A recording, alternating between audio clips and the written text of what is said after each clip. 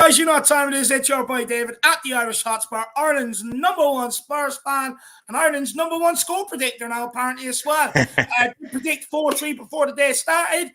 Disappointed, didn't put any money on it. But the main thing is we head into a 6-week break with 3 points on the board. A lot of work to get done over the 6 weeks, but a lot of pressure relieved on Conte today. A lot of pressure maybe relieved on Tottenham today.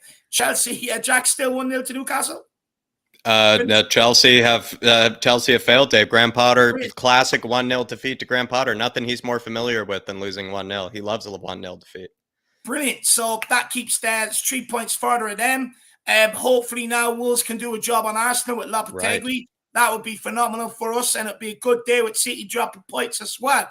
But a lot to get through today in terms of the game on top. Brilliant performance. So look, no matter, I'd say this, no matter how well we play, once you've got clowns in the back line who just give away goals, it does not matter how well you play. In fact, they were actually very good on the ball today. I think that's why we've seen what we've seen. Also reverting back to the 3-4-3, Kulu coming in, huge plus. Absolutely brilliant performance from him. But look, a lot of things to discuss. Let's just welcome some people in, get some people in here. That's in the background, and let's hear what they all have to say. So let's take some comments. Who have we got here? Field President, he says, my favorite subject, which was Bentancur Kulu, or, like I said, let's start having honest conversations about Eric Dier. Let's just start. Look, it's absolutely shambolic right now, but we've got to start being honest with it. Big up, Philly. Big up, Phil. Dermotron says, what a game, what a way to end off part one of the season. What a way to go into World Cup break. And Conte, I trust, now back in love with Spurs. Absolutely love that, my man. I think it's restored a lot of people's faith today, to be honest with you.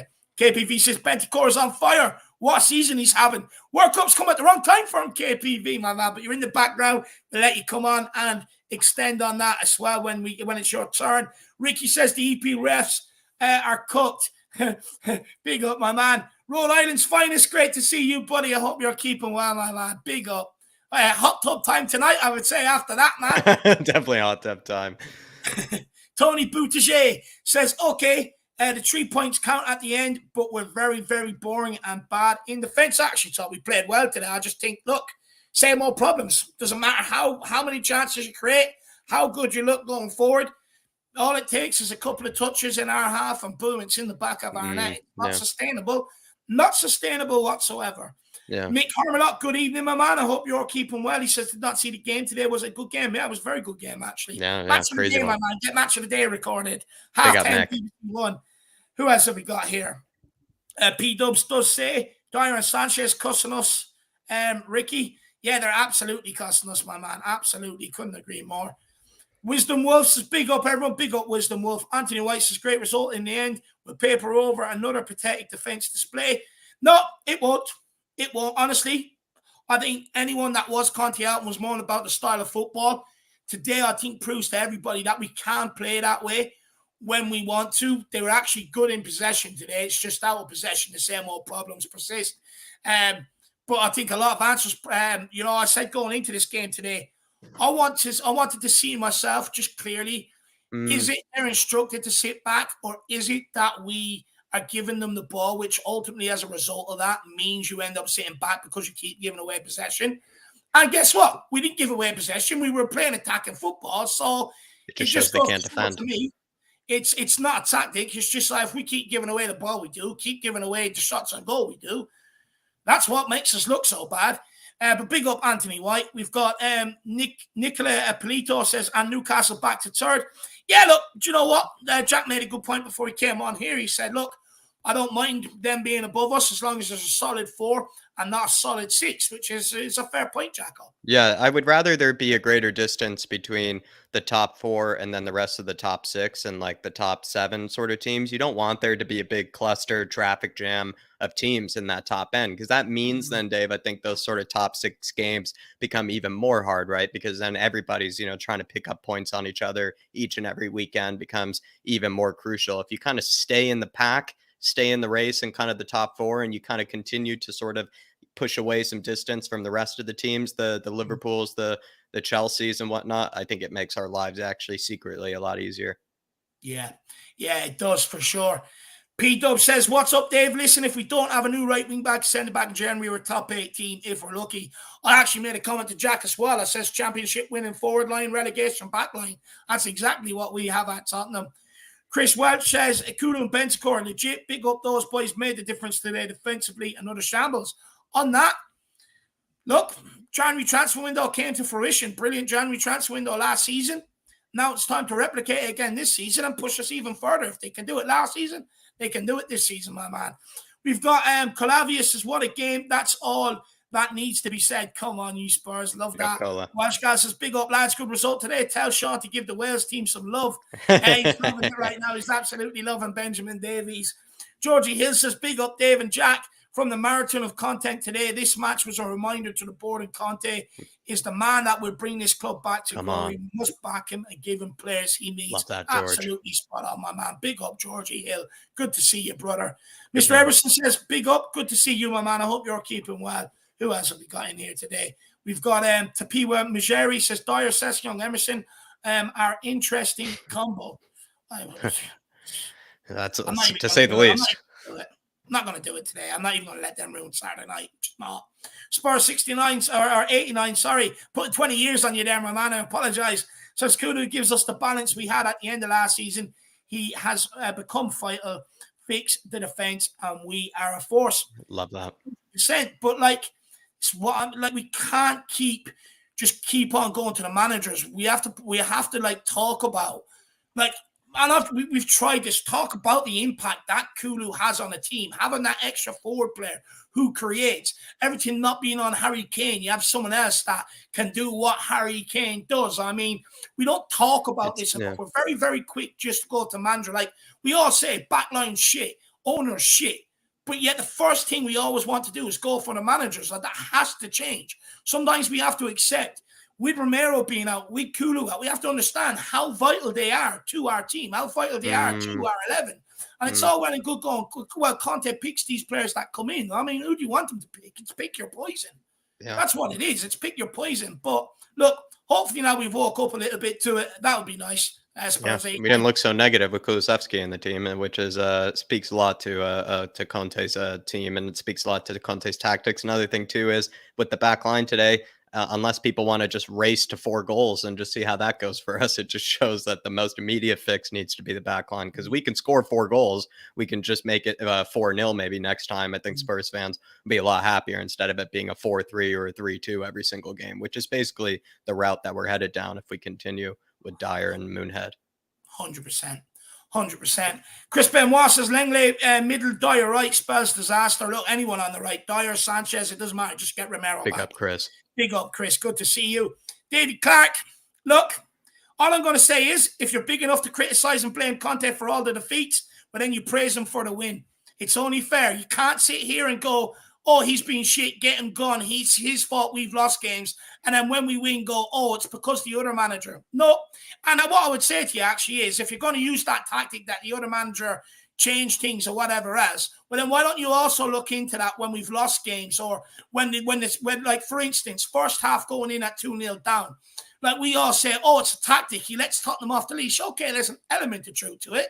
But you won't discuss that opposition's tactics change. They sit back. They're not going to press and harass and Harry Tottenham the way they did in the first half. They've already got their joy. They sit back and they let us give the ball back to them. They don't even work for it back. So either way, whatever you look at it, if you're going to blame the Leeds manager for his tactics today, then you've also got to understand that instead of aiming at Conte that the first half, he instructs his team to sit on the 18-yard box. And the second half, he instructs them to sit inside the second half.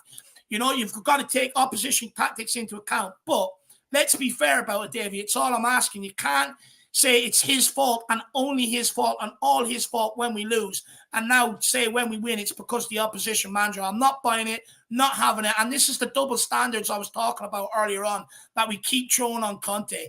People moaned at the start of the season the guy was stubborn, right? They said, oh, he won't bring in any new players. We want to see this guy. We want to see that guy. And when he was stubborn, we were winning games. We were getting results. We were getting points on the board. The minute injuries happened and he had to start forcing to rotate, bring players in, the game's coming in thick and fast, all of a sudden people are going, oh, but it's his fault. He's picking them. And it's kind of like, but when you ask for rotation and when you ask for guys to come in, who do you think he's going to pick? So it's the double standards we apply. I just don't get with it. I don't subscribe to it. I think it's nonsensical. It's absolutely nonsensical. People say he needs to try new things, but won't talk about the different formations he's tried this season. It's absolutely madness. Like, I just want fairness. Like, yeah, Conte isn't beyond criticizing. There's things you can criticize. He's not going to get everything right. But let's stop this double standard things where we're sitting there calling for changes and then it happens. Then it goes, well, it's his fault for picking them. It's like, well, there's a reason why he was so stubborn earlier on in the season, which you also criticized him for being. So it's kind of like, let's just be fair about it. That's all I'm asking for, because just coming out, Conte out and applying double standards, it's not doing anything any good. It's not helping the club progress. You know, if you're Conte out, fair enough, but don't apply the double standards is all I ask, because it really irks me. Really irks me. Darren Caban says, Dier, Emerson, Sanchez, Lloris, the usual suspects who has cost us over and over in the last few years, need to be sorted by Paratici, and Levy needs to put up or get out. Absolutely spot on, man. Couldn't agree more. We've got 2J. Jackie says, I missed the match today, boys. I'm in Greece for an event. Well, hopefully you enjoy Sunday Greece, man. Hopefully you're having a good time. He says, I heard Emerson got booed off the pitch. Is that true? Yeah, I'm probably not surprised that happened. I think it's been happening more than once, so it's not the first time that it's happened there too, Jay. In this one too, I mean, sort of like the worst Emerson performance, I think, of the most recent ones to pick from too. Emerson, I think, as Dave even said today, really has sort of gone on a very downward, I think, trajectory since that red card from the North London derby. I've actually thought that he's had some performances that people really, I thought, kind of exaggerated how poor they were, especially like I think that Newcastle performance. I actually thought he was one of weirdly the, decent players on the pitch, but he really has made, new levels of, the word, I think, just terrible, or the word horrible, because he really was just useless today in a lot of fashions. Just wasn't really that great defensively, and helping out the likes of Dier, made Dier and him just look kind of like a clown show together. And then also in possession just was nowhere near, I think, just as composed as even a guy like Matt Doherty was. So I think it's been something that's been happening more of recent too, Jay, but I'm not surprised it happened today. It really was an atrocious performance, to be honest. So one of the worst Emerson performances even to pick from, and that's coming from a guy who has defended him probably before. So probably quite, I would say, maybe level-headed actually then, Dave, you could say, if it's coming from me, because I, don't always criticize, the guy. So this one really was one of the worst too, Jay. Yeah. Look, I mean, Stonehead as well. Stone boots, Eric Dier. Absolutely shambolic. Absolute disaster. I mean, he's just making mistake after mistake after mistake. You've got to start having honest conversations. But apart from that, there was plenty of positives. Although Zinedine Salzburg was off it today a little as well, I think Ben Davies was absolutely phenomenal. I think Bentancur looked brilliant second half. Kane was class. Kulu was even better. I mean, some real positives today too, Jay. Real positives. I would say a lot of food for thought on both sides. Conte in and Conte out. I think there's a lot of food for thought on both sides that maybe we all need to sit back, just reanalyze it and see where we sit after that. But big up too, Jay. Really appreciate the support, brother. And hopefully you enjoy Greece, man. Big up. Welcome a few more in. We've got Para Miguel Escobardo. Big up, Para. Who else have we got? Paddy Harnett says Conte's first 38 games with Spurs has yielded him his highest points tally of any other club he has managed too far. Give him the tools and he will deliver. It's that simple. Exactly, my man. And that's kind of the answer to Chris Benoit here, where he says Irish always tries to convince the mob not to go for the manager's head. And you know why? Because we all sit here and say, yeah, but we know that backline shit, but someone else would get better out of them. But reality is, 3 managers later, no one's got better out of them. And as well, like a lot of us have gripes with the owners as well. So if we know there's other problems in the club, why do we just keep rotating manager and making it look like that's the problem? It's not solving anything. It's just not solving anything. Like, that backline has to be replaced. And the fact that they're still here, you've got to have a look upstairs about it, But like this is why I just keep saying it can't always be the manager's fault. We can't always keep going under every manager. Oh, someone else would do better. Like some of the stuff, like we're not bored of saying it. It's 3 managers on the bounce. You know, same under Jose, same under Nuno, same under Conte, same things. We want to see better football. Newsflash, we ain't seeing better football until that backline, that outdated backline from goalkeeper, Dier, Sanchez, Doherty, Session, just not good enough for the way we want to play. So we're not going to see better football. Like today, we saw better football because they were actually a lot better on the ball than what they have been in the past. But we can't keep scapegoating managers. We just can't do it. It's not achieving anything. It's just not achieving anything. But big up, my man. We've got Gamer16. Brilliant. Good to see you in the building, my man. We've got Davo. Hi, chaps. I'm actually in Leeds at the minute visiting the ex-missus. And she's a Leeds fan, lol. Better not for a point tonight with my London accent, lol. But homeward bound back to London to Moz with a big smile. Well, Davo, you enjoy the night with the missus. And yeah, look, just get home safe for sound, and why not celebrate it tomorrow? I mean, you've got 6 weeks to celebrate it with no game for 6 weeks. So, you know, you can go on a 6-week bender. I don't encourage it, but you could if you wanted to. But big up, Dave. Good to see you. And then we've got Chris Weens. He says, answer me this. How does someone over 6 foot Dier get completely out-muscled by a player less than twice his size? It comes down to desire and hunger, to be honest with you, my man. That's all it comes down to. But look, we're going to crack on. We're going to start getting the guests on. I'll keep bringing comments up as we go along. Everybody, feel free to hit that like button. Dislike it if you want either. If you don't like what I have to say, feel free to dislike it. I'm not opposed to that either. Feel free to smash that subscribe button as well. Big push for 9K is on. We're over the 8.5 hurdle. Let's see how close we can get to that. And just keep getting your comments in so we can bring them up. And feel free every once in a while to make it a super chat if you want to support everything we're doing here. But it's a good day to be a Spurs fan. So let's start getting the guest on. First guest we have in the background. We haven't seen him in quite a while, actually. It's Chris. Evening, lads. Evening. What's number one fan doing? Who? Last I heard, he was somewhere stuck in Italy somewhere. I don't know where he is. I have not heard from him since. So, well, where do we start today? Where do you want to start? Well, Moon Boots, I don't know. Well, what can I say about Moon Boots? Gets muscled by a 5'0" player for the first goal. Gets that done for the second goal as well. I'm like, seriously? Is it even him getting muscled though, Chris? Like the run was made in front of his eyes. Like it was like he could see the run happening. Everybody knew where Somerville was going to run, and he just let it happen. He just watched it happen in front of his eyes. He stood there, watched him. I'm like, you're getting muscled by a 5'0" here. The second goal, he just walked out of the defense like he was like taking a Sunday stroll, man. He actually thought he was in Somerville, is what it probably looked like. He thought he was just having a nice little day out, as by the looks of things. He really was clueless there. All jokes aside, people got to stop defending Dier. Now stop defending him. He's absolutely fucking useless. Useless beyond useless. One of the worst centre-backs I've ever actually witnessed play football. If any other team would take him, he'd be on their bench. Believe me, no team would start him as a first team 11. Nobody would be that stupid. I think him and Sanchez are almost competing now, do each other. It sort of feels like at this stage. I must be honest, Chris. But no, honestly, Jack, after the Nottingham Forest debacle when he was absolutely atrocious, and today, again, it's 2 performances in a row. Oh, but he's tired. Don't give me that nonsense. That's crap. He's just a rubbish centre back, and people need to stop defending him. Simple as that. Yeah, I agree. I think you've just got to start laying the blame where the actual blame goes.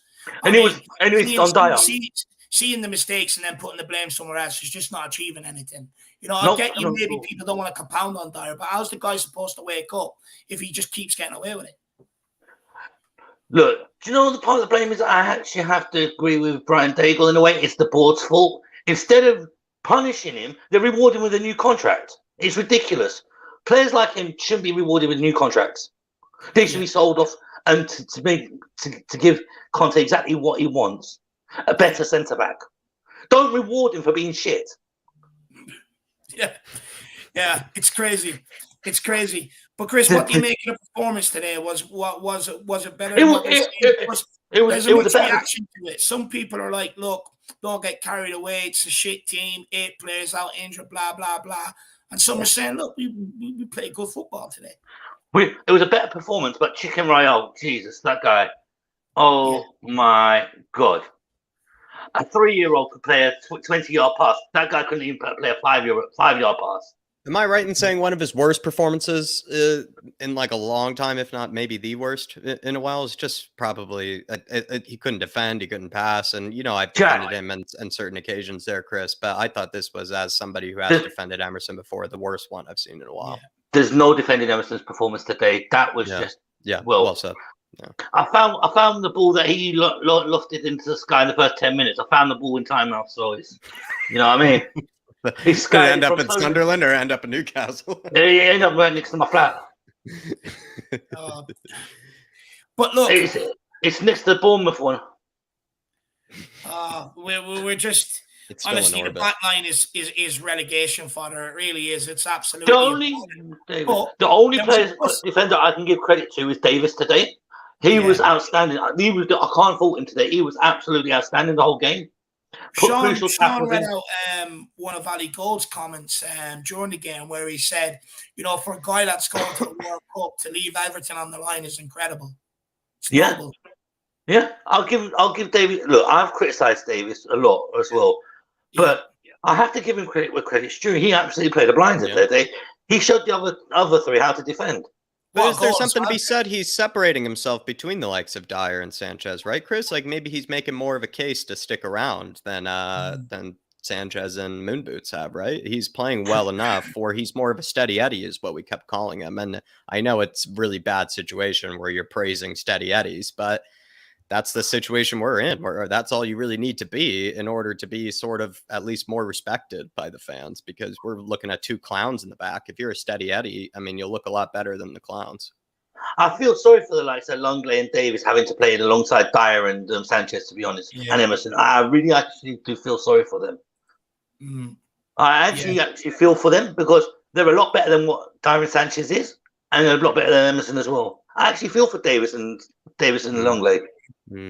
He's also been scoring recently, Chris. Dark Sun G brought up today that he's actually saved us a few times this season. So maybe even calling him Steady Eddie slightly unfair in the fact that he's also been picking up some goals. Moon Boots has also not been scoring despite having the moon head. He hasn't been using it in the set piece situations. Ben Davies has actually been quite useful and has been getting some clutch goals for us.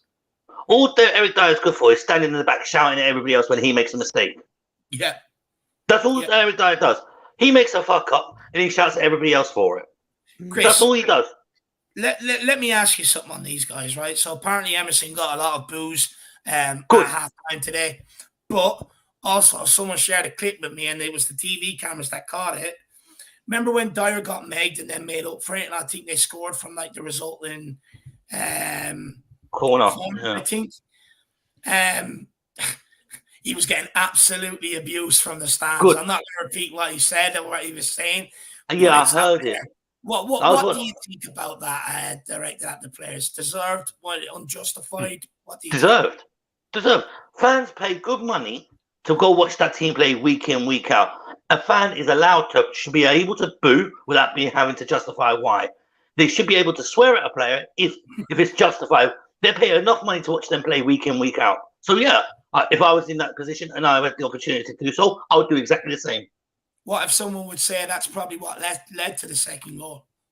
No, it wouldn't. No, not at all. It was Eric Dyer thinking he was going for a gentle skip down the bloody pitch. Do you know what I mean? Chris, they're lucky they don't even let you near the training ground, I must say. Because you wouldn't even be giving Moon Boots a chance in the rondo, I would imagine. You'd already be not at all. Not at all. It frustrates me. He stands there and screams at everybody else, but it's him making the same mistakes week in, week out. Last week against Liverpool, it was his error that cost us. Nottingham Forest during the week, his mistakes cost us. Today, again, his mistakes cost us. And he's standing there thinking he's justified by shouting at the other players. Yeah, it's the most frustrating thing ever. It really is, Chris. The positives, there's three positives I saw today. Kulu, Kane and Bentancur. The three positives. Let's expand a little bit on. Sorry, Jack, go on. Just quickly though, Basuma, maybe in case we forget, was he kind of just did his job today? Maybe kind of did his job today, kind of performance, sort of like didn't hurt us in any way, and he's improving. Yeah, looks like he's getting more comfortable every game. It feels like, Yeah. Chris. I just said he just need to wash the Graham Potter off of him. I think that's all he Yeah, needs exactly. to do. And Exactly. then he'll be better for us. Look, Basuma came from a philosophy where Potter had a different style of play towards what Conte does. Yeah. So he had to adjust. Any player who's played under Potter will come to Tottenham and they have to adjust to the way Conte plays. And now I think, to be honest with you, I think Basuma's improving. The only negative I have to say about Conte is he plays Emerson and he should just drop this guy and play Spence. Give Spence a chance. Why not? Forget this nonsense that he's not ready. Just give him a chance. Yeah. That's the only David. That's the only negative I would say against Conte is that he's got to stop stubbornness with Spence. I agree with you. I think I'm with Gill as well. I think there's times maybe he could have used Gill, but as well, look, I don't agree with it. But if you're him and the way he is, they're not his signings. He's not going to use them if he doesn't believe in them. But I disagree. I believe like there has to be some sort of flexibility with it in an exactly, which he could have done so far. But Chris, let's talk about Kulu. I mean, that guy is phenomenal. That guy is phenomenal. We've missed him a great deal. I have to say, we've missed him a lot more than we missed Richarlison. Kulu is just a different caliber player. Him and Bentancur are just two different caliber players. There's no describing them two. I'm sorry, but they're just two on different levels. Yeah. What is it that maybe he's brought to the team that we just completely missed? Looking at it today. He with Kulu, he's got one thing in his mind: running at the players, terrorizing them. Yeah. See, there was a challenge that was made on him today, which I was absolutely. I swear, I need to kick the laptop out the window. It was the elbow in his face. The referee didn't even give him nothing. I was like, wow, wow. But then down the other end, he gives us it's exactly the same challenge, but to Leeds, and he would give him a free kick. I'm like, wow. But Kulu today, different level. He was the difference in our team. He was the difference. Yeah. Yeah, he was. We've missed something. That was what was missing over the last 4 or 5 games when we haven't had him. Yeah. That attacking threat. I think you're absolutely spot on. But look, Chris, maybe final question, my man. I mean, where do you sit on Conte right now heading into the 6-week break? He's frustrating, Conte, because it's this stubbornness with not wanting to play certain players because they're not his signings. He's got to understand they may not be his signings, but they're better than what he's actually playing. Spence is 10 times better than Emerson. But Conte's, I don't know. I'm not one of these Conte outlaws, and all these Conte outlaws just need to open their eyes. Was it Poch's fault that he wasn't invested in? Was it Jose's fault that he asked for Skriniar and he got Rodon? Do you know what I mean? Was it Poch's fault that he asked for Fernandez and ended up with Gio Lasoso? Yeah. No. It goes to the top, David, and that's the brutal thing. Conte will do what he does best. Assess what happens in January, then he'll decide on his contract. That's what he's good at. Yeah. So hopefully the board open their eyes and realise that back line is absolutely shit and stop extending their contracts. Because, David, I said it in the Twitter feed last week, and Jack, you read it out, that you're putting extortionate fees on these players. Yeah. We can't ship them out. We can't. Because no, you put yourself, you have to then just keep loaning them. You're just going to loan them to death. I think also as well, players like Winks, etc., who aren't taking advantage of their loans, we find themselves in a situation where they become unsellable. And also, even what's funny right now, Chris, is players like Sanchez, Dier right now, the way they're even playing, they're almost playing their own evaluations, down where, is it? Probably Levy had them at some price last week, and now he's going to have to cut that in half, if not maybe completely. But he won't. Yeah, they're worthless at this stage with the way they've been playing, and so but Chad, the problem with that is he won't, and this is what's killing the. Right, we could have somebody like Kim Min-jae or somebody else like that, but instead of putting the money down to buy him, they rather extend their Dier's contract. Yeah, could buy a decent centre attacking midfielder. But they'll just extend the contract for, say, for example, Lucas. Why? Just buy that player that you need.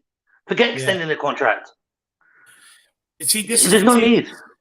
It's kind of like, I get they want to try and get fees for these guys, but it's come to a point where they're so costly. It's just for everybody's sake, so we can move forward. Just dust your hands down. Forget about the little value that you may think they have. Wash their hands and move on, so we can all just progress quickly out of this shitstorm we're in. See, David, there was an image of Daniel Levy today. They put his ugly, fat, bald-headed mug on the TV, sitting there with a blank expression. Didn't look happy, did he? It's his fault. Yeah. If he gave Conte what he wanted in the summer when he wanted a decent centre back, we wouldn't have to play Dier. We wouldn't have to play Sanchez. Mm. We wouldn't have to play Emerson if he bought him the right wing back that he wanted.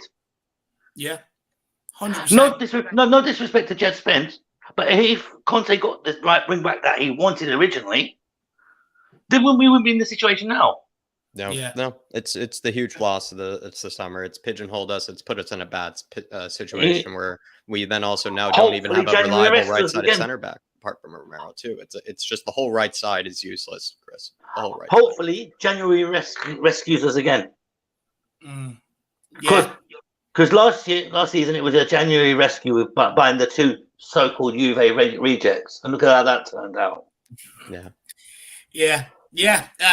Look, it is what it is. I think we don't trust the people in charge right now, like Conte or Paratici, because we've been burnt so many times before. But I think we're going to have to slowly learn to maybe start putting a little bit of faith in them. But Chris, any final messages for Spurs fans before we let you go, buddy?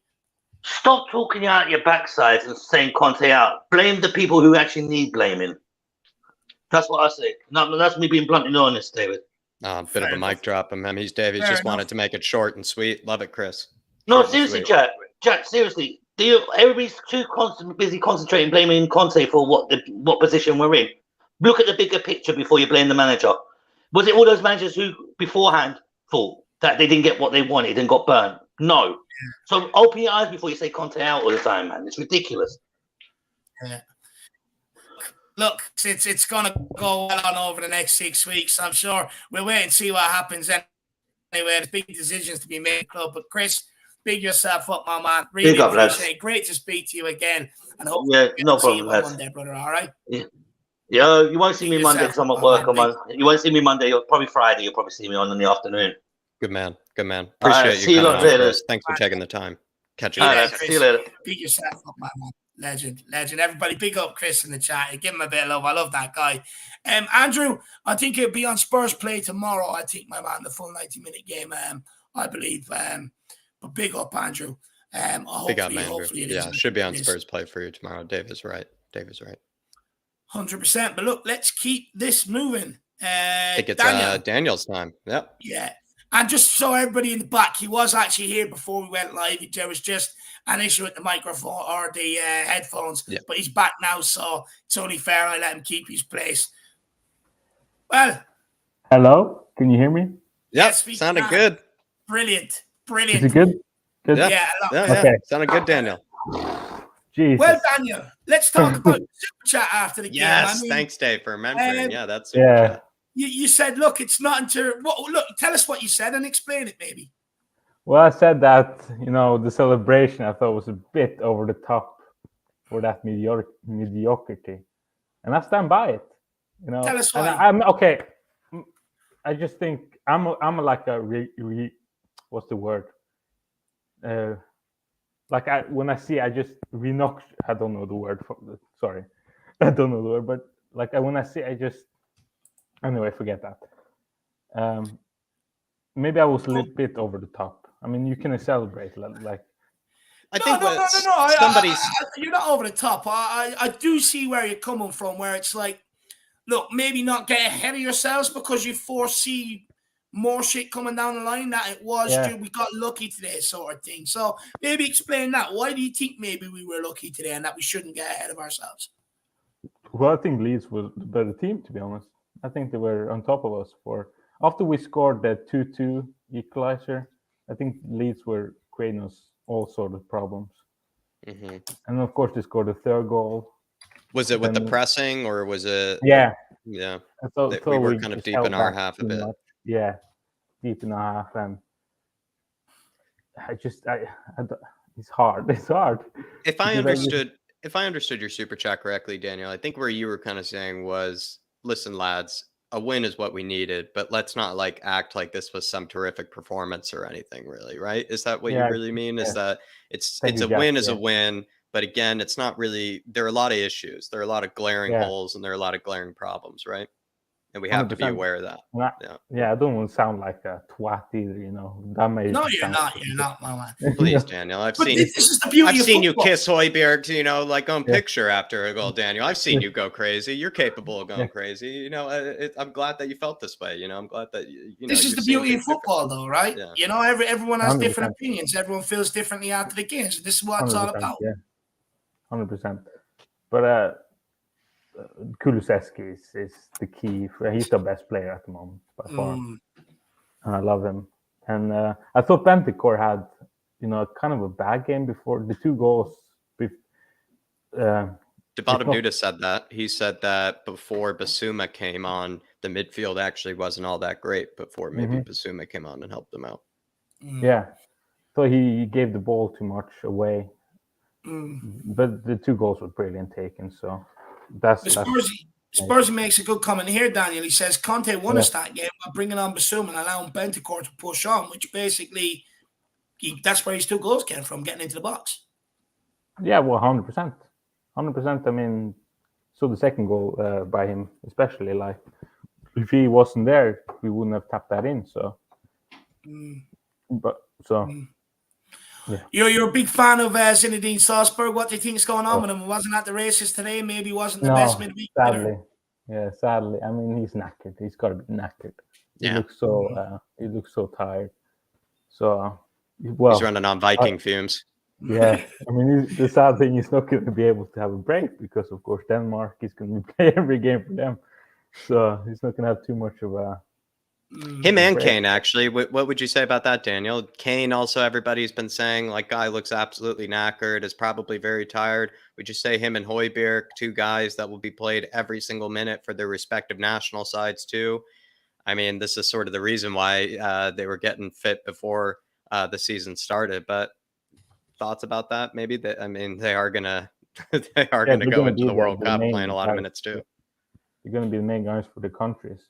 But the Kane today wasn't that bad. I thought he was pretty good today. No, I think he was fine. But that's what I mean. I just think those guys are secretly knackered. I think those guys are secretly knackered, whether they want to show it or not. What are your thoughts on Harry Kane's actual shooting sleeve? Do you have any strong opinions on that shooting sleeve that he's wearing? That weird 1-arm sleeve. Dave says he's covering a tattoo or anything. tattoo. I haven't seen. I haven't paid attention. You haven't noticed the shooting sleeve, Daniel? I think Højbjerg needs one. Yeah, no, I haven't paid attention to that. I'm sorry. No, I'll tell you what it is, right? He's going to reveal it at the World Cup. It's just a big portrait of me, his #1 fan, and he's just keeping it covered. So when he scores at the World Cup, he's going to run away kissing me. And that's all it is, Daniel. But what do you actually think about the League Cup play between Kulu and Kane today? Because I thought it was phenomenal. I thought they worked really well together today. Especially the 4th goal, the last goal. Brilliant. Beautiful, wasn't it? Yeah, I mean, they just didn't understand each other so well. 2 world-class players, in my opinion, that just understand football, intelligence. Yeah. What do you make of Richarlison as well today? A lot of mixed opinions on his performance. He was bad. He was bad. On the floor longer than the prostitute, to be honest. But I thought he had some good moments actually today, Daniel. Maybe. I didn't. Am I exaggerating it? Yeah, I'm sorry. I thought it was really bad. What do you mean with being on the floor? Like the few times when who is it that he was colliding with? I forget who it was. A certain center back, maybe it was. Yeah. So you're thinking just spending too much time with the antics? Yeah, get on. I don't like players being on the floor too much. Still need to see him being better. Yeah. But yeah. 100%. 100%. And look, lastly, where do you stand on Antonio Conte going into these 6 weeks, my man? Where are you at with that? Well, I saw a stat just before I came on. He's won more points before 38 games than Pep and Klopp. 79, I think it was 78 points. Pep 76. club And 60. and that was in like Come on. each of their first seasons or something, or like their Yeah, first 38 38 games as managers for their yes. respective clubs. And Interesting. look what he has to work with. Fucking useless Dier and Conte. We've said he's Yeah. hogtied. We've even said he's hogtied before, and he's got I more don't points. understand how he doesn't strangle Dier or Sanchez. How he doesn't. He's got to be on restraints. Don't be on the contract. Don't touch Dier or Sanchez. Normally, he likes to make the players suffer. I think it's him that's kind of suffering right now. I mean, now he hasn't lost his hair yet. And also that poor old Potter. That's brilliant. Look at Chelsea. I mean, we got to be like, at least Chelsea are fucking shit as well. So be thankful for that. Yeah. So if I offered you top 4, sitting ahead of Liverpool, Chelsea, and Man United, last 16 Champions League before going into this World Cup break, would you have accepted it and said, yeah, that's a decent start? Yeah, I would accept it, but I don't accept Arsenal being top. I don't accept that. Yeah. I hate it. Look, don't worry about that. Don't worry about that. That'll take care of itself. It always does. Hopefully. Oh, but look, we don't want to hold you back. We want you to make sure you're on time for your date tonight, Daniel. Yeah, thank you. You enjoy yourself. Woo! Well, I'm on it already, so woo. Good. Have a good rest of your evening, Daniel. You enjoy yourself, my man. Thank you. Big yourself up. Make sure you have a good evening, sir. You really deserve it, my man. Thank you. Take care. See you later, Daddy Hoiberg. Big up, Daniel. Okay. Actually, World Cup. You know, you're in it, aren't you? Yeah, Norway's not in it. No, Norway. No Norway. No Holland. Who do you root for then? Do you root for Denmark? But Norway and Ireland is going to meet each other. Yeah. I'll be in contact, my man. I'll be in contact. You know the way we're setting that game up over here, by the way? It's literally been classed, and this is the way they've advertised it. One man versus Ireland. Literally just Haaland versus Ireland. They don't care about anybody. They don't give a fuck. Don't give a fuck about other guy or anyone. No, it's not about Haaland. They literally one Ireland take on one man. That's what they've it's ridiculous. Anyway, Daniel, be interested to see what happens, my man. Be in contact over the game for sure. 100%. And yeah. Already. See you soon, man. See you soon, Daniel. See you soon. I like that kid. Go and enjoy yourself, Daniel. Have a few more beers. You deserve it. Look, let's keep it moving. KPV time. Hello. KPV, how you keeping, brother? Good. You put in a comment earlier on, very first comment. Kuvas or Bentancur's on fire. Yeah. Good performance today. Happy with him? Yeah, good performance. Like, he didn't have a bad game. I don't know what Daniel was saying, but I disagree with Daniel.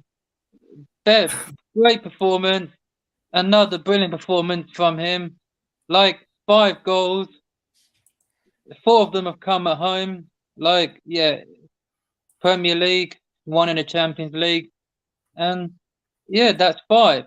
Like, he's now scored more goals for Tottenham than he has when he's played at any other team. And, like, yeah, brilliant performance. And Kulu had a brilliant game. I don't know what Daniel was saying about him. Bad comment from Daniel. Brilliant performance from Kulu. And, yeah, what a player. When he was not in a team, we struggled badly. But when he is in a team, we play brilliant football. And another brilliant performance at home against Liverpool. He changed the game, assisted Kane 82 seconds, but yeah, like he's back. Like good to have Kulusexy back, KPV, and it felt like he's just exactly what we needed. And he was saucing all over the pitch. He could do what he wanted, almost kind of like how I heard you could basically do what you wanted in the FIFAs, versus Weird Time TV. Just was doing whatever he wanted out there. But what do you think Kulusexy brings that's so good? What does he do?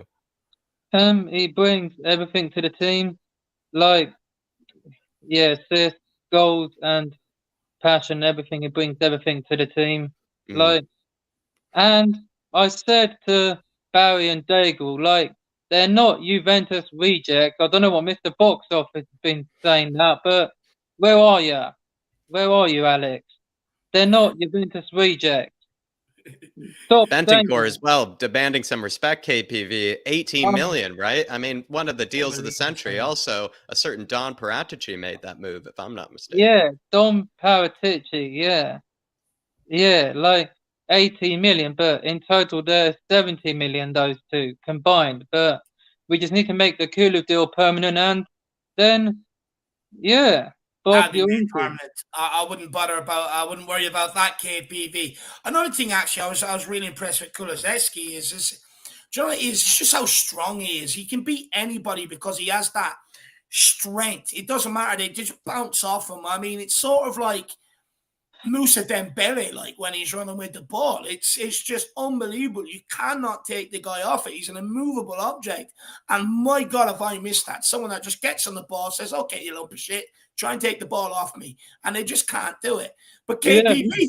I mean, I heard you say to Jacko, you wanted to beat Jesse Marsh today. Are you happy today? We beat those bloody Yanks. I think, there's no way that Conte is going to lose to a bloody Yank. And in the words of Wade Barrett, and that's what he did. He beat an American Yank, and so Conte's beaten Leeds for a third time. He done it on his home debut last season and beat them away this year, and now he's done it home again. 3 wins against Leeds. Conte has the guy's number. What can I say? 3 wins. Let's hopefully can do it for a 4th time in the new year when we go to their ground. He's too good. He's too good to lose to one of those. He's too good to lose one of those. Leeds are just shocking now. Leeds were on a good run, but as Ten Hag says, or Nine Hag, Wayne must come to an end, and their unbeaten run has come to an end at the hands of us. And now, Harry Potter losing today too, Kyle. Great, yeah, Harry Potter losing to Newcastle, who are 3rd. I don't really care about them being above us. I just want to, finish above the filth, who are currently drawing at the minute. I don't care about them. The point is, we got the win, 4-3. Another Bentancur masterclass. Now he's gonna play against Ronaldo in the World Cup. Son, I saw what Son was doing with Kulusevski. He was wearing a jacket. How slick was he looking today, Sonny boy? He was looking fresh. He's looking fresh. Yeah, ready to come back from the World Cup afterwards and get going. We've got the Phil for home on the 14th or 15th of January. Don't know what day it is, but we're gonna win at home as we always do, and watch Bentancur score in a North London derby because Kulu's gonna do it as well. Yeah. It's time. But great win tonight. But let me ask you this, Kyle. I want to ask you where do you sit now on Antonio Conte going into this 6-week break? Where are you at with him? Still got what? Where do I sit with him? I'll still keep the faith in him. I will back him every step of the way. It's what I do, and that's where I'm at with him. It's just KPV things, isn't it? Yeah, he's not even rattled, Dave, at all. He's not even rattled. He knows where we're at. I'm not rattled. Oh, Wolf nearly scored.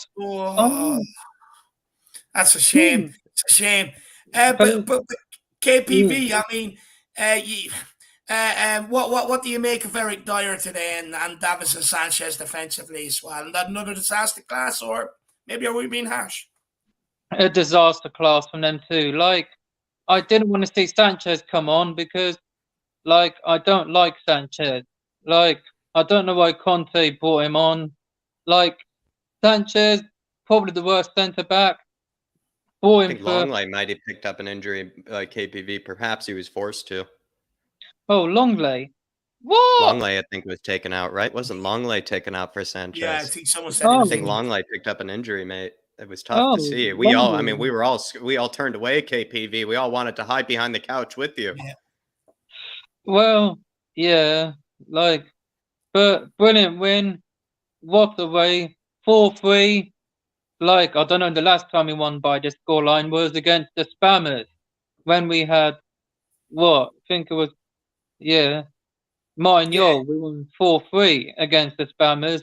We won that scoreline 2007, but first time under Conte 4-3, 4 goals against Leeds 2 times, but now we go 4th we're in the World Cup. Like, we're fourth now, but yeah, the World Cup begins next weekend. England, Iran. Like, I'll be watching, and yeah, great win.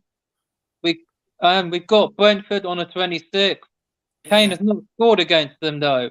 They're the team he hasn't scored against. Don't worry about that, KPV. Just let Harry Kane do Harry Kane things, my Yeah, man. he's gonna That's smash. gonna come. Yes, there we go. KPV, before we let you go, I want to know who's letting your dogs out tonight, and I want you to give me a big "come on, you Spurs," followed by a "woo." Ric Flair, woo! Ben and Sim let the dogs out, is what I said earlier. And Brian Daigle asked me which country did I think is going to go further. Spurs players are playing for. I said it's between three of them: England, France, Denmark. But got to go for the Three Lions because, like, yeah, the squad that Gareth Southgate picked. Like, I'm surprised that Tony wasn't included. Like, it's been not good. Didn't pick Tony. Scored 2 goals today, but Maddison should be fine. But yeah, I say England to go far in the tournament because I've got them in a sweepstake. Nice. Nice. I hope hopefully it will be good to win because you and I had a little argument before the Euros last year, David. Yeah. You and I had a little argument. You said it wasn't going to come home. You're in an even better place to come home early with buy one get one free on the fridges at the back. Well, there you go. Well, there you have it. Like, the reason why we didn't win it is because, like, England didn't win the Euros is because of the substitution that Gareth made. Took off Declan Rice to bring on, I believe, Mount or something. But Declan Rice, baby, in the squad. Like, this group of players is better than the last World Cup. But time will tell, KBV. Time will tell. It starts very, very soon. Yeah, very soon. And there's going to be some watch-alongs. Ben and Sim will do like they did for the Euros. I'll be watching. But yeah, like, I'm off to listen to Who Let the Dogs Out. And I'm off to watch a DVD and watch good man. And watch the Gooners, hopefully, bottle it from here, KPV. Yeah, because it's half time in this game. 0-0. So I don't care what happens in the game. I just want Wolves to win. Chelsea lost, so good. I don't like them anyway. They suck. And let's be honest. How do you sign out today? What way are you signing out today? Come on, you Spurs. And as always, Levy out. Daigle KPV in. And back Conte. Come on, big up KPV. KPV in. Conte won us the game today. So David Clark, get your facts right. Conte did win the game. The Leeds boss lost it, and I don't care. But great win. And big up KPV. I'm off. Later. We'll see you, mate. We'll see you, mate. Hey. Big up, brother. That what guy, a send off, Dave. What a send off. Brightens my day. Do you know what? I don't think you'll find anyone that will say when they see KPV, he does not brighten up their day. No matter what mood you're in, he's a legend. He's an absolute legend. Everyone in the chat is saying big up KPV as well. KPV, you're a legend, mate. I hope you know that. Foggy Foam, new YouTube member, big yourself up, my man. If it's a fan show member, feel free to click on that link in the community section and get on here and have a discussion with me, my man. Big yourself up. Appreciate you, mate. And hopefully you enjoyed the win today. You've been with us a long time, my man. Come on, you Spurs. But look, let's keep this moving. Next guest, we've got Mia. Let's get her on. Good evening. How are you keeping? No, I'm okay, except the fact you're stealing my words. I don't like this. I'm going to have... Oh, come on in. It's the danger coming on these fan shows, Mia. It's the price is that I just steal the material. I just steal all your guys' good ideas. Just kind of wrap it up in a nice little bow and make it my own. No, sorry. And then obviously you give the England slander as well. No, I'm not having it from a Yank and an Irishman. Sorry. Few yellow cards here, Jacko. Yeah, I understand. But I must say, though, feels like the pole dancer today. You know, I use that one too. I think I'm pretty much just stealing all of Mia's material. You're going to have to probably just going to maybe make some citations or something like that for it. I'm just not going to talk to you no more, Jack. That's what it's going to be. I'm just going to not talk to you no more. Oh, about done it now. About done it, Dave. But Mia, what are your thoughts on today? I mean, where do you want to start, really?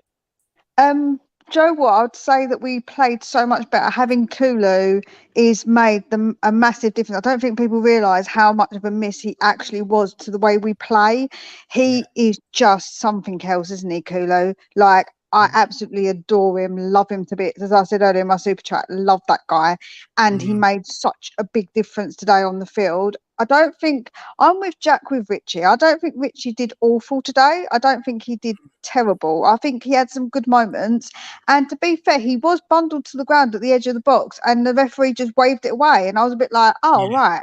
You know, I do think that, I do think the ref was a bit unfair in some things. But then I did think it was a foul on the goalkeeper, and I don't think that goal should have stood. However, I don't give two damns. One of my friends rang me who supports Leeds, and I went, do you know what, right? We've had so many decisions not go our way. I don't care about fairness no more. I don't care about being fair, because I don't really complain about referees. As you know, I'd say to everybody, I don't blame the referees. So when a decision does go our way, I don't complain either, because I don't complain when it doesn't go our way. So I'm not one of those fans. I actually think it got evened out today. I think, look, maybe we got away with one on the goalkeeper. I think if it was given, it would have been soft. But they also got a goal from fouling Bentancur in midfield. So I think it probably evened itself out today. Yeah, and as I say, sometimes I think with decisions like that, because I don't really complain about the ref, I don't really do the whole blaming the referee thing and decisions, as you know from when I've spoken to you before. Yeah, that's true. So when decisions go my way, I'm not going to actually sit there and say to people, "Oh, well, it's unfair," because I don't really do that. So I'm like, no, I'm not going to accept that. So I think that we can't play this way. We can't keep conceding these amount of goals. Like, people want us to play this kind of football, but it's not sustainable for us to continue to concede this many goals, because obviously we're going to have a problem. So for me, I feel like the defence let us down again, even though Sanchez wasn't actually awful. I made the joke that Moon Boots has gotten so bad that Sanchez was weirdly better than actually Moonhead. It was just a and bit I was like, that's how much of a slippery disagree. slope Moonhead is on right now, I think. I think with Sanchez, we're very quick to overlook. What's the first thing that happened? No, he missed 2 tackles straight away. He didn't learn from the Nottingham Forest goal that he gave away. He just let the guy cut inside him again. And the third goal, he could have done so much better on it as well. It was a mile away. Yeah, but we're comparing Tweedledees and Tweedledums here, Dave. Yeah, what I'm trying to say, we're trying to compare a pole dancer and a clown. So, it's a bit like the micro penis competition all over it's again. Very similar, I was going to say. So, has it come to a point now where Dier and Sanchez, Emerson, I'm going to include in there now. They just got to go. They're just not good enough. Like, we've got to be honest with ourselves. As much as they've done in the Spurs jersey and whatever else, we can't afford to be sentimental right now. They're holding us back. We just have to send them on their way. I'll drive them to the airport and then go to Las Vegas and do their own show. The clown, the go-go dancer, and the pole dancer. That's what they can do.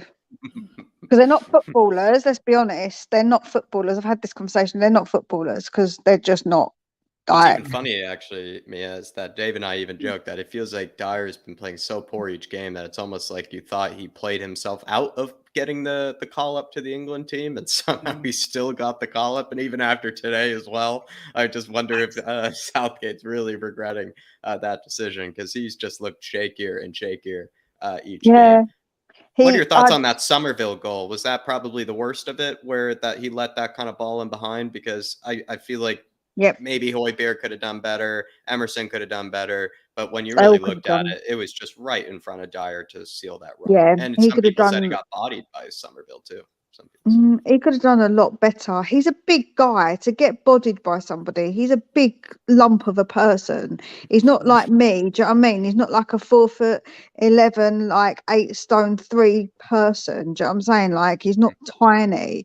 So for him to do that is just ridiculous. that he could have done a lot better. He could have done so much better. But we say this continuously. It's like a broken record. Whenever we talk about Dier, what do we always say? He should have done better. He should have done this. He should have done that. It's just the same every single game. Every game. Do you know what the problem is?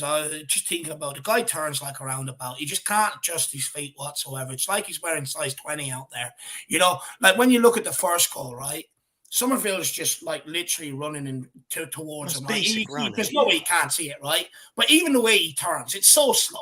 Then the second goal, all you've got to do is take a few steps backward and header that. He just lets it drop over his head and turns. I mean, he's already made the decision, right? It's just, and again, it takes him about 20 years to turn a swap. I'm just fed up with the guy. Same. But look, what are your thoughts on Lloris today, Mia? Maybe a performance that was also slightly shaky too, and somebody I think brought up today, Forster probably would have saved some of those.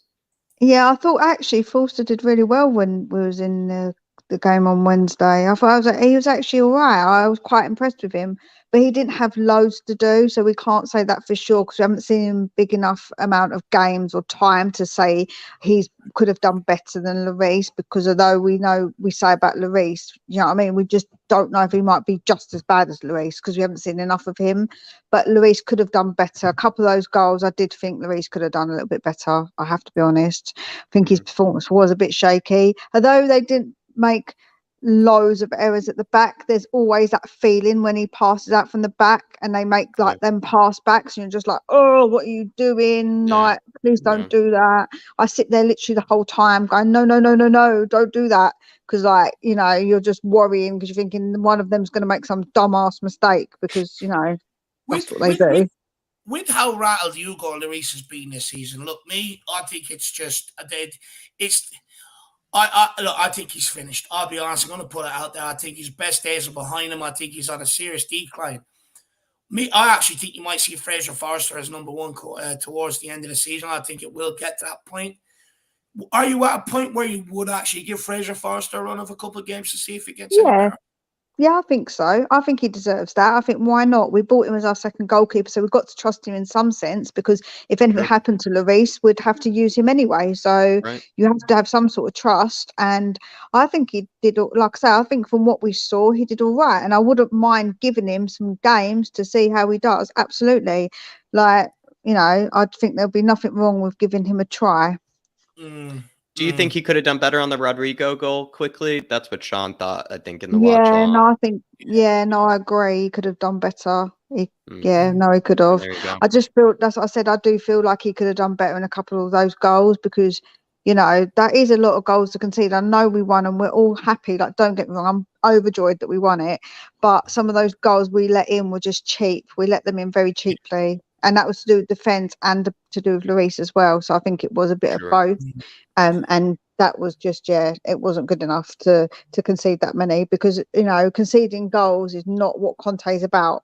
You know, he's not set. That's not how he likes to have games go. You know, back, forth, you know, going down a goal, then getting a goal, going down another goal, getting another goal, you know, like it's not good. Where do you sit on Antonio Conte, Mia, now heading into this 6-week break? What do we do? Nothing's changed for me. We need to back him. We need to make sure that we back him in January, which we'll have to wait and see what happens.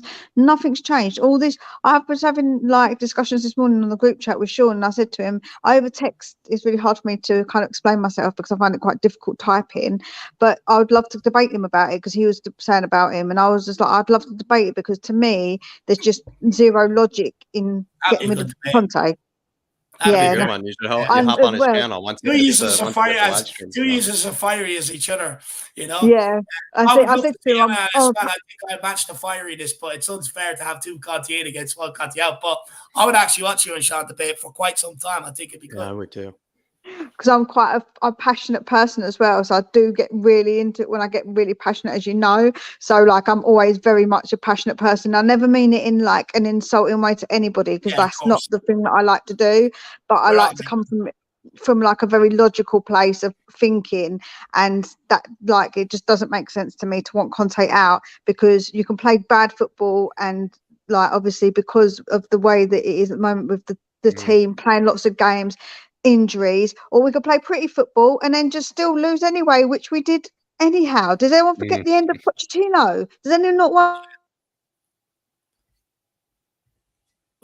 Oh, Did but I think a lot of people have though, and they're the ones who want Conte out.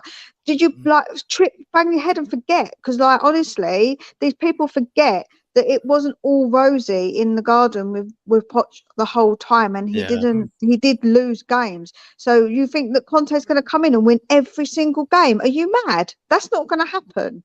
That's not logical. What do you even make of that stat actually about how his start to like the first 38 games or something, or first 30 games, whatever it was, the amount of games for any manager? I think their first 30 games in their respective clubs for Klopp and Pep.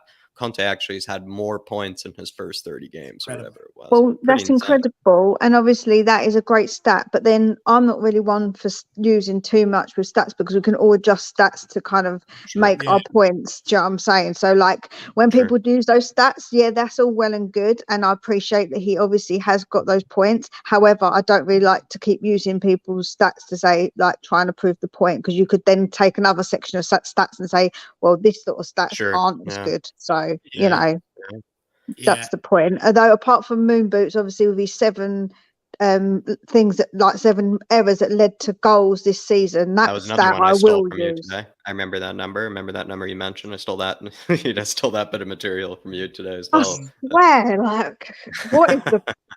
Honestly, it's like Jack's written down all your. Just Dave, I listen, Dave. I mean, how much of a compliment is that? I'm listening to these people on the fan show. That is true, I suppose. I don't know if I should be happy that you listen to me or disappointed that you're using everything that I say.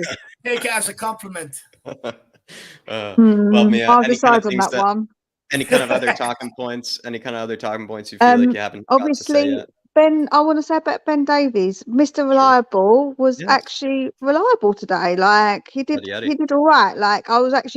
I was kind of happy that he got a goal, because I can't not like him, because I do think that although he needs to be gone, I don't dislike him as a player. I think he actually is a really nice guy around the team. I've seen videos of him before in the past, and he comes across very well. So to me, I think that he needs replacing. Don't get it twisted, everyone. Before you say I'm supporting Ben Davies and I want him to stay. No, I'm saying he needs to obviously be replaced. However, I don't think he's awful. So he obviously was reliable today. So and he scored, and he's saved us a few times. I think this season too.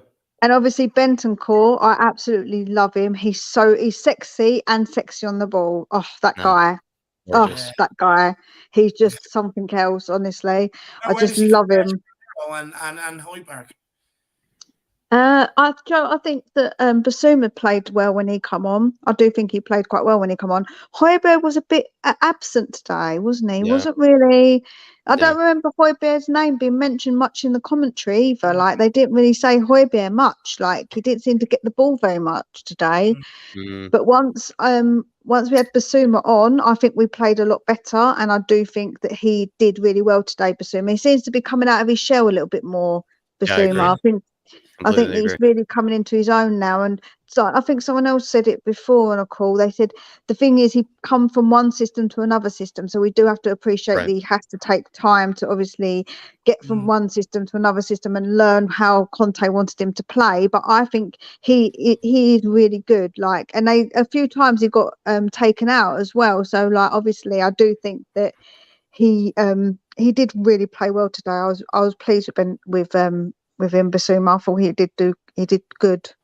Yeah, and look, hopefully he can continue that into the second half of the season, and because everyone at the second half of the season will be very, very exciting to see where we can finish up. But Mia, big yourself up, my dear. Really appreciate your support coming on these fan shows. You really add a lot to what we're doing here. So big yourself up. Thank you very much for having me. And remember, everybody, we have to keep the faith in Conte. We've got to back our manager. And the booing at half time, I'm sorry, but I know we were losing, but we didn't play awful to boo like that. I do understand people get frustrated, but I just honestly, I understand why people do it, and people are well entitled to do it, but I just don't think it helps sometimes, especially in these times where there's pressure on the manager, because I do feel like Conte does take that a bit to heart, and I don't particularly like to see it, like, especially because we came back and we come out in the second half and, you know, we were still really trying. We didn't give up. No matter how many goals they kept scoring, we didn't give up. So I think that's a really good show of character from our players, actually. Even though our defence is an absolute joke, the midfield and the attack, they didn't give up. So I think that that's a really good show to them. So, and that's obviously shows they love Conte too. They want to work for Conte. They want to do it for Conte too. So I don't think the players have given up on Conte at all, because I think it's just that we've got brainless idiots in defence. That's just it. Because when you look at the games, when we've lost games, it's literally because of them. We score goals. It's just them. No problem scoring them. Idiots. Absolutely right. We've got absolutely no problem scoring goals. It's just them being absolute idiots and costing us every single time. And that is not Conte's fault. I know people say he puts them out there, but who else has he got? What's he going to do? Go in the street and pick out Jan from the street? The old lady from down the road? Is that what you're going to do? Like, he can't pick those people. He has to have what he's got. And at the moment, he hasn't got the best people to pick from. So it's like picking the best out of the shit. So what are you going to do? So to me, we've got to give him January to see and hope that he gets some more players. And Romero's going to be back as well, who is a very good defender. So for me, that's what we need to do in January. That's the most important thing, is to get that back line sorted, because I do believe that will make a big difference. And having players back, I think that will be obviously make a difference. So in Conte, we trust. In Conte, we trust, Mia. Love that. Mia, big yourself up, and hopefully we get to speak to you Monday evening. Yep. See you soon. Speak to you all soon. Bye. See you soon. Bye-bye. Bye-bye. Absolutely love that bit of passionate rant at the end there about by Mia about Conte. I absolutely love it. I think she's absolutely spot on. She basically just feels this: Conte and Deadwood players out. That's pretty much what she was trying to say. Absolutely right there. Still calling. Great call as always for Mia. Everybody keep smashing that like button if you've been enjoying the fan show. Everybody keep getting those comments in as well. But we're going to keep plowing on, and we're going to go on to, I believe, Michael now, Dave. Let's get him on. Michael, how are you, my man? Hey, boys. Hey. Yeah. Honestly, freed after the match, but, you know, there is plenty of talking points again. So maybe let's get to it, because, you know, I tend to talk a lot. So. Well, what's the thing that's maybe first on your mind, Michael? The thing that you feel like you have to say, the thing, maybe your big takeaway, is it the defense, like Dave? Is it something else? What do you feel like is, your first takeaway? I mean, you know, how many times can we talk about this defense? I mean, apparently we have to keep talking about them. Yeah, the issue has to be highlighted. They force us to, Michael. They force us to keep talking about it. Yeah, the issue has to be highlighted, because, you know, they are just simply not good enough, most of them, right? But I don't want to say it gets boring talking about it, but, you know, I kind of feel like a broken record talking about Eric Dier and his mistakes over and over and over and over again, because, you know, like there is this stat, I think it's like mistakes leading to goals, to lost goals or something like that. I am pretty certain he's leading that in like the Premier League table. And, you know, I'm just, as I said, I'm just a bit, on one hand, a bit tired talking about it, but I just have to talk about it, because as far as I understand from that game, it's clear and obviously see that midfield and attack aren't our issue, right? Because like I think whenever we were in transition, whenever we were building up to create a dangerous situation, there was no issue with that, right? But when it came to defending, like how many times can we say that our defenders have to be proactive, not reactive, right? The issue with the first goal was that Eric Dier was just like waiting for Somerville to do something, right? He wasn't proactive. He didn't go in for a tackle, right? He's so big that he should literally barge him off the ball, right? And that wouldn't be a foul if he just, you know, used his shoulder to didn't even want to touch him. He just didn't touch him. He was just like trying to cut him off from the goal, leading him down the aisle. What it looked like, really. Yeah, but you can do that when he's like not in the goal frame, right? But he was right in front of the goal. You cannot lead him so much like away from the goal that he actually cannot shoot, right? He was trying to lead him off and he just took a shot with his left. Well, I don't really want to blame Lloris for those goals, because I mean, I know that maybe You don't think he could have done better on maybe one or two? I mean, he could have done better, but it's a similar situation when we are talking about, I think, one of the Liverpool goals. I think the first one, when I said that you can technically fault a player for making a mistake, but sometimes you just have to give some credit to the attacking player Sure. for a good finish, right? So I mean, of course, you can argue that Lloris could have like saved 1 or 2 goals out of those 3, right? But I don't really want to fault him, because it's the defense that has put him in such a dangerous situation this game, right? True. And like Dier was at fault for the first goal, he was at fault for the second goal, for the third goal it was Sanchez, and how many times can we repeat the same names? It's always the same players, right? Yeah. When we were talking, David, about like if about those players stepping back to be backups, right? And you were saying that we kind of got like into a bit of an argument, because you said that you don't want to have anything to do with Dier anymore, right? And I was like, maybe he would be a good backup for a central center back. I'm in your camp now. I think I'm done with him, because Davis, I know that he sometimes has a mistake in him, but I feel like he's good enough. He proves with his performances that he cares, and he wants to put like his all into a match. Whether he has the skill to perform on the top level, it's a different thing. But I think that at least he isn't lazy. Whereas with Sanchez and Dier, I think that sometimes it's just lazy defending. And I swear, if I see Dier like flapping his hands around yet again after his own mistake leading to a goal, it's so infuriating, because at least I'd have the punch him if he balls was my teammate. at least have the balls to admit that you made a mistake. Like have the balls to like put your hands up, say sorry boys, I fucked up, I will stay focused, I will try to do better, right? And instead he is like pointing to other players, shouting at them, like trying to put the blame on them, right? And it's not the first time it's happening. It's been happening for like a solid month already, right? So you're spot on. Yeah, but as I said, how many times can you point out these mistakes? Because it's not like it's something different, right? It's the same mistake every single week for past like 3 to 4 weeks. I'm honestly like I'm kind of over it. I just want the January transfer window to come, that I want us to buy a center back to replace this lamp.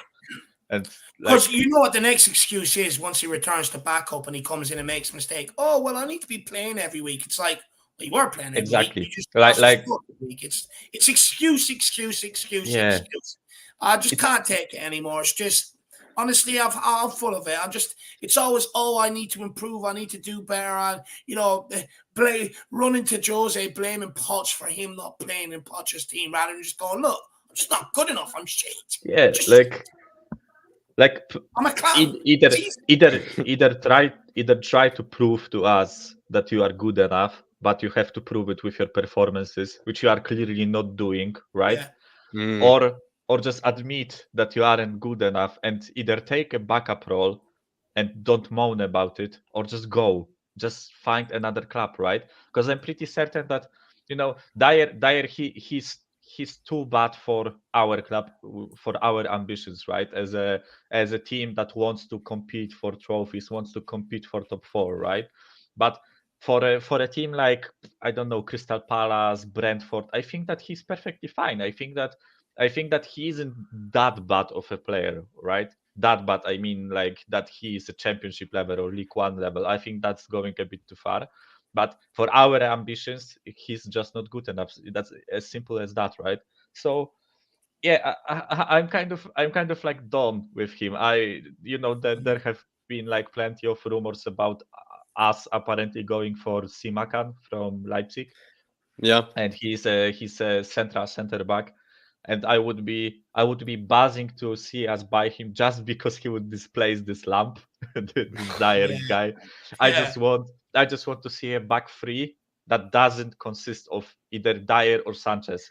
There's something to be said about how we even right? just buy one center back. If we had a healthy Romero and we just buy one center back, even though we need two, probably three. Yeah. But let's say we just did- buy one, you do get the chance to get rid of Dier. You don't have to play Dier because then you could still go Romero, Longley, Davies if you Yeah. needed to. You could do that as a backup and you still didn't have to play Dier. So there are two scenarios where, and obviously the ideal would be like a Romero, Simicon, like Longley or Davies Yeah. situation. But if you do even just buy one center back, you just make your life a whole lot easier.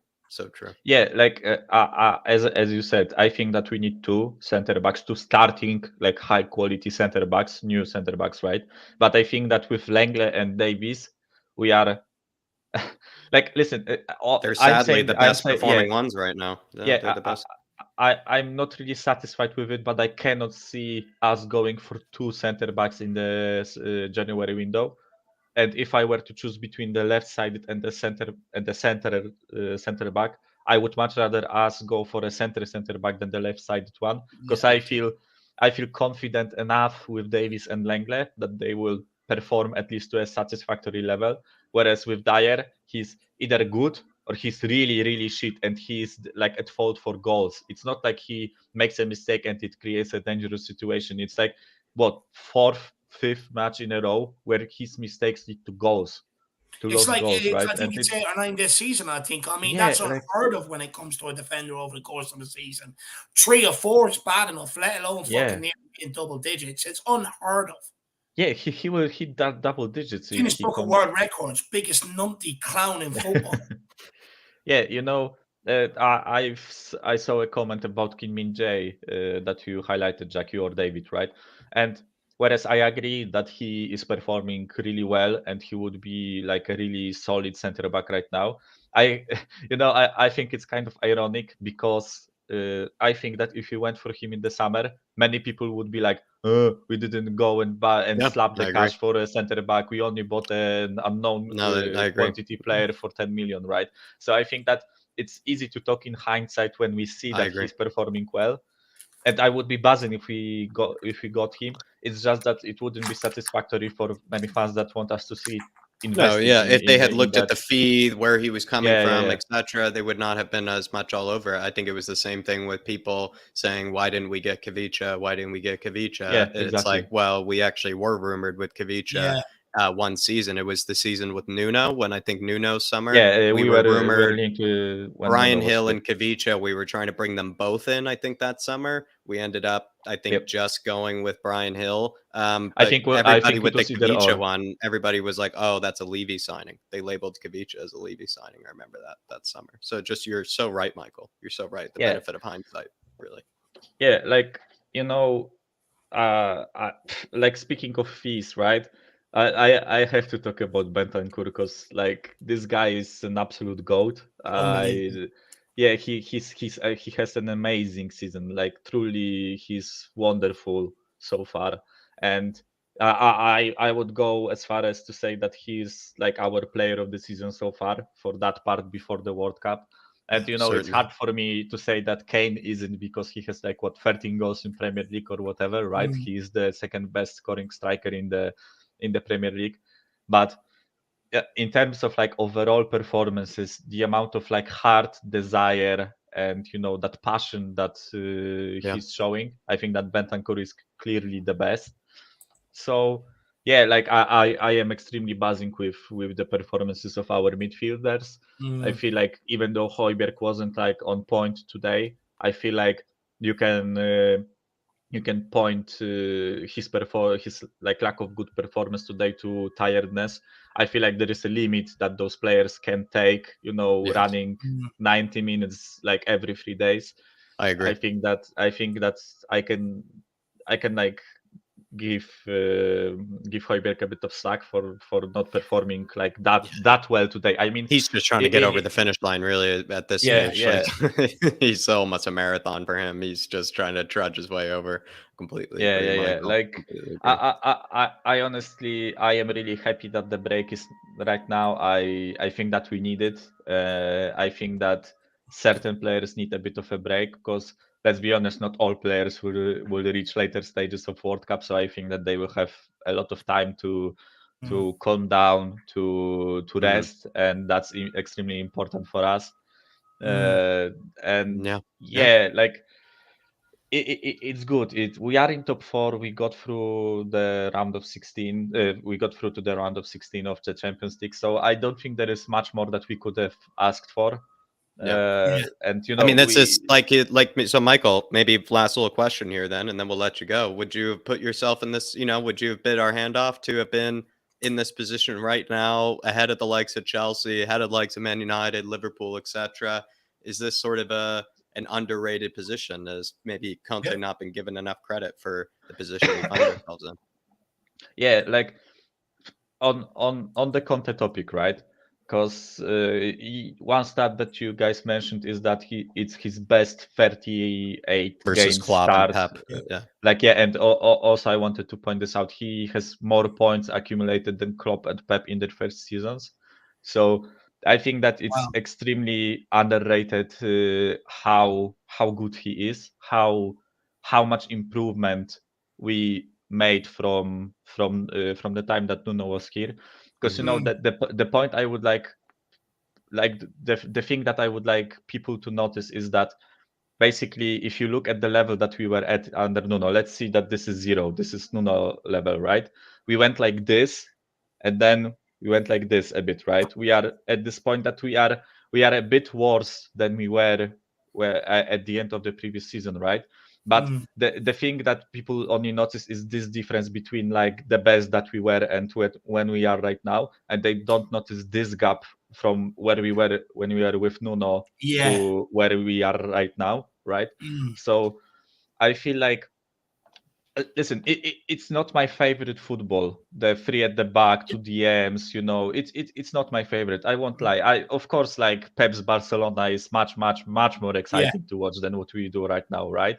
But what I want to point out is that the quality of our players does not allow us to play more expansive, more flavorful football, right? And I won't blame Conte for not playing that way when he doesn't have the personnel for it, right? Conte's Inter and Conte's Chelsea were brilliant to watch when they were at their peak. Same way we were when we were at the end of the previous season, right? So even though I'm not like the biggest fan of how we are looking right now, I am willing to give this guy a chance to build his own team. And as much as I hate to point out to our nearest neighbors, right? Look at how well Arsenal are doing right now. They are winning against Wolves right now, right? And it's as far as I know, it's the best start to Premier League. They equal the best start to Premier League ever, right now. And why is it? Because actually through some unknown reason, they gave Arteta time and money to develop his own team and develop his own style of play, and to allow him to weed out everything that he didn't want in this team and to bring players for his system, right? And if you look at it, we are actually almost done with the clear out. If you I know that Wings, Gio and Nobele will come back from loans, but let's be honest, we will either loan them out, sell them for cheap, or let them run down their contracts. I don't see us using them ever, right? So it's only like what Sessegnon, Dier, I think Sanchez, it's just 2 more windows. I think 2 or 3 more windows, and we're getting a lot of this out of here. Absolutely right, Michael. In my opinion, it's like 2 more windows, and we are done with the clear out. We hopefully bring players for Conte, and then I want to judge him properly as to like how he's performing. Because let's be honest, with Dier, Sanchez, Sessegnon, Royal, all those players in the team, I cannot simply fault him for the style of play because that's all that he can do. He's getting us wins, he's getting us points. So I am satisfied with his performance. I agree, right? Michael. Well said, my man. Well said. Well, I was going to say I'll be in contact with you this week for the podcast. I was actually looking for your number the other day, lad, and I just I couldn't find it, so we'll be in Yeah, contact. I messaged you I on got it. WhatsApp. So Yeah. yeah. So yeah, we'll keep in contact. And by the way, one quick thing about the coughing that was last time when I was speaking with you. Actually, it turned out it was COVID. That's my third. Oh. so I'm feeling well. I'm okay. I'm still coughing a bit, but yeah, like it was the Glad you beginning checked. of my Glad COVID. you Yeah. checked. So Thought you were allergic to me there for a while. I was no, getting no, nervous. no. Oh, you can But still hear it, right? Michael, But yeah, it's good to like see you doing better, my man. And look, we'll be in contact for the podcast, brother. All See you right. soon, Michael. sure, boys. Like, pleasure speaking with you as always. I'm buzzing with the win. I'm happy that the break is here, and I am looking forward to watching the World Cup, even though there is morality issues there. But Yeah. it will be happening, so I will be watching, right? And Definitely. And you get I'm to see looking your forward. Poland there. I believe Poland's there too, right? You get to see your Yeah, Poland there, so you get to see your boys. So you're going to be entertained. You get to break from Spurs. All that you could ask for, Michael. But pleasure as always, my man. Thanks for coming on, and we'll probably see you on that podcast soon. So get ready for that, brother. Pleasure Alrighty. as always, See you soon, boys. Michael. Bye. Catch you, my See you, man. Michael. Big yourself up, my man. I like Michael. He speaks a lot of sense, Michael does. I like Takes him. it He away. speaks a lot of It sense. just Very, takes it very away. balanced. Yeah. Very, very balanced. But look, get on Dermotron, last guest of the evening, and then we will be ending off. Dermo, how are you keeping, brother?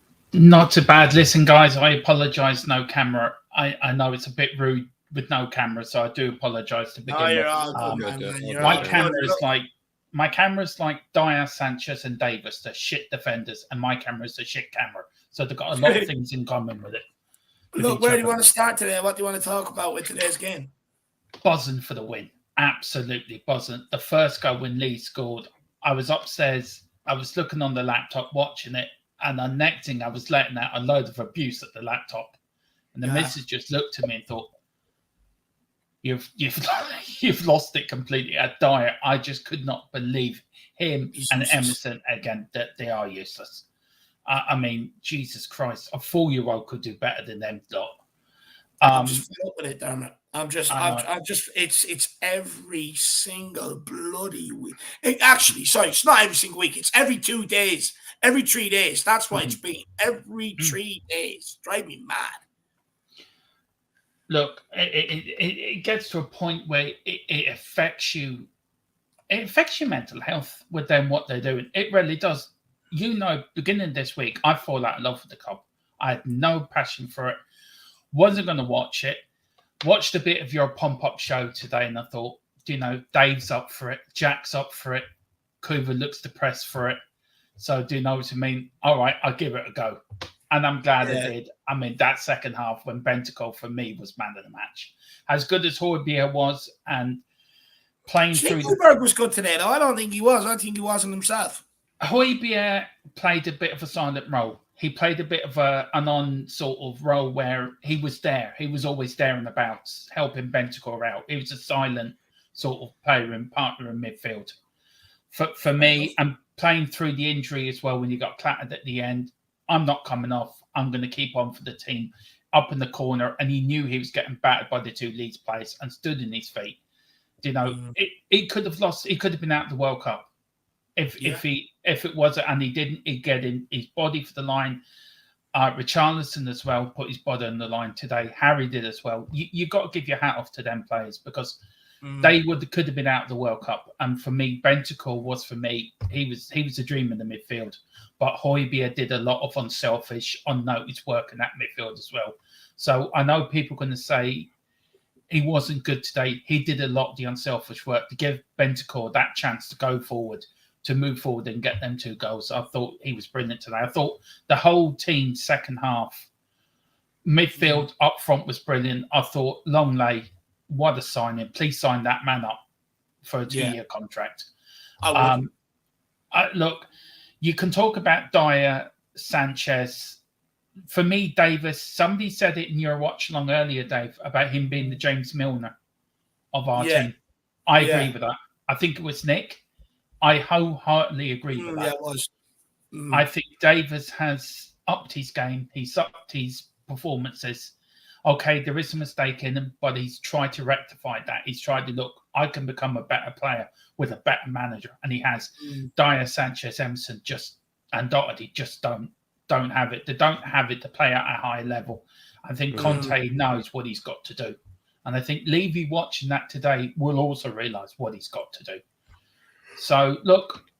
Will he, though? That's the thing, will he? Because, you know, some of these guys, they're like, they're here. Will he be brutal to Dier? Would he sign a real Dier competition? Would he sign someone that immediately displaces Dier? Or would he sign someone that, you know, let's be honest, is maybe someone for the future sort of situation? He's got to buy somebody that's better than Dier. He's got to. If we bought 2 new centre-backs in January and a right wing-back, we would be far better defensively because you would have Perisic, Longley, say the player from Inter Milan, Romero, and the other right wing back from Inter Milan. I can't think of their names at the moment. Sorry. Dumfries. Dumfries, yeah. You have them 2 in the back 3 as a back 5. You have Emerson. You'll have Højbjerg and Bentancur in the midfield. Højbjerg as captain, and then you've got Cooley, Son, and Kane up front, and the Irish goalkeeper as well, Bazzuno. You tell me that team won't win the league. That team will cream the Premier League because we have to have good backups though as well. We can't we've got to learn our lesson. It's got to be a squad of players. It can't just be 11 because rotation has to happen, and when it does, it's where it hurts us. Yeah, people also have to realise we're a point better off this time this season than we were this time last season. And look where we were this time last season. Heads and hands, going nowhere, everyone disillusioned. In the dark tunnel, there was a few of us that said, look, we'll come out of this tunnel because we've seen it before. Look where we are. Round of 16 in the Champions League. Still within the championship race. I don't care what anyone says. We are in the championship race. Man City losing today. Chelsea losing today, which helps us behind. Man City losing. I don't know what them lot up the road are doing. I don't really care what they're doing. But we're in a far better place. The World Cup break coming up. You watch us go after the World Cup. We're going to be a force to be reckoned with. And look, I agree. We all love our club. We all love our players. But for Christ's sake, please, Daniel Levy, if you do watch this channel, and I hope you do, please sell Dier, Sanchez, Emerson, and Doherty. If not, I will do Doherty's legs on Thursday night when I go and watch Ireland play. It's either him or Kenny are going for. So Ollie's going for one, and I'm going for the other. So if you see me on 6-1 News, Dave, right, Madman runs on pitch after Doherty, you know it's me. No, 100%. I already know that if it's not me. But Dermot, what do you make of Kulu's impact today? How important is it to this Tottenham team? Oh, he's so important to us. I don't think we realised how important he was to us till he was injured. Look, for me, for the goal he made for Bentancur was it just doesn't stop. He just does not stop. He reminds me of Tony Galvin in a way. Tony Galvin used to bomb that line time after time after time. And Kulu's like that. He'll just keep head down, I'm going. But there's an end product with him. You know if he gets to the byline, he can either bring it back like he did for Bentancur's goal. He takes 2 defenders away for that Bentancur goal. Bentancur's got all the space of Tottenham. So do you know what I mean? Him, Kane and Son have that connection, and I think it's great. Look, we're going into the World Cup buzzing. We've got a good win today.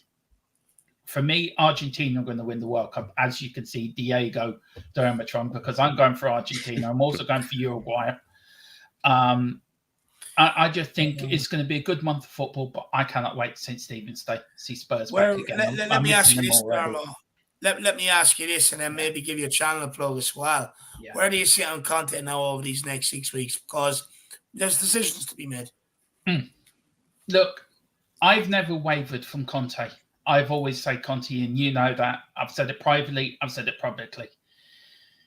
He's got to sit down with Paratici and now work out where they're going in January. And I'm sure them plans have already been put into place. Don't be surprised Tottenham come out over the next 6 weeks. Conte signed a new contract just for the next year. So then he can see Tottenham. Have you heard something I haven't? Well, let's put it this way. Tottenham hold the rights to hire Conte for the next year. Then after that, it's up to the pair of them. Don't be surprised he extends his contract by another year, and then sometime during next summer, he will then sign a new 2-year, 3-year contract. He's here for the foreseeable future. All these people that want Conte out, all these people that want that saying it's all, if Conte goes, we want Levy out. Let's get behind the team. Let's all unite all together. Look, when the team went down in 77, Ellie said to me, there was no fractions within the fan base. They all got behind the team. They all got behind the club. We can do it. Let's do it again. Because if we don't, Conte will leave. Where are we then? Nowhere. Let's back Conte. Let's back the players. Let's back the board to do the right thing. And then at the end of the season, if you're not happy, then that's fine. But between now and the end of the season, let's get behind the team, because it's important we do. Because we can be successful. We will be successful because we're the mighty Tottenham Hotspur. And I'll change it from the team. I'll change it from the team, Dermo, to about 15 individuals, if I'm being honest. I can't do the team. I can't get behind certain numpties anymore. But Dermo, I can't get behind Dier, Sanchez, Emerson, certain numpties as well, Dave. But for the rest of them, let's give the moral support. Let's get behind them. We can do it. We are going to do it. We will do it because we're Tottenham Hotspur. That's why we're going to do it. Big up there, man. Where can people find you, my man? Yeah, they can find me on THFC Till I Die with me, Ellie, Philip, who's not feeling well, bless him. I hope he doesn't mind telling us he has got COVID. So, look, Philip, I spoke to him this evening. He sounds a bit rough, bless him. So, look, we're sending all our love to you, Philip, and be back with us soon. Yeah, we've got a few things this week. We've got the World Cup debate again. Is it right? Isn't it right to go to Qatar? We're going to do World Cup history as well during the week. And then we're going to have a few watch-alongs. USA versus Iran. Watching England go out the group stages. Just watching Argentina go all the way. Are you watching USA versus Iran? I just think it's a brilliant match. I mean, you talk about corruption in FIFA. And I do recommend... from your channel that's from America. I know. But it's a political thing for you. That's what it is. Versus Iran.